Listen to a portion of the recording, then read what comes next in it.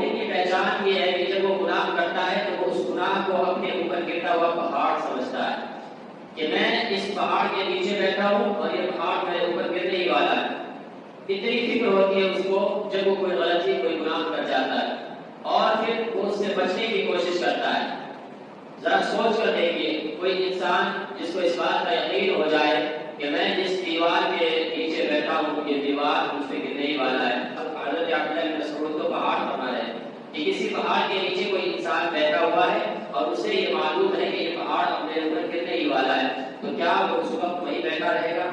بالکل نہیں، بلکہ وہ اس سے بچنے کی کوشش کرے گا، وہاں سے بھاگ جائے گا، نکل جائے گا. تو وہ بھی اپنے گناہوں کو ایسا ہی سمجھتا ہے کہ جب اس سے غلطی کوتاہی ہو جاتی ہے وہ فوراً اللہ کی بارگاہ میں حاضر ہوتا ہے، توبہ استغفار کرتا ہے، اپنے گناہ پر شرمندگی کا اظہار کرتا ہے.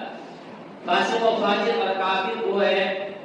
حضرت عبداللہ ابن مسعود رضی اللہ عنہ کے قول کے مطابق کہ وہ گناہ کو ایسا سمجھتا ہے جیسے ناک پر بیٹھی ہوئی مکھی،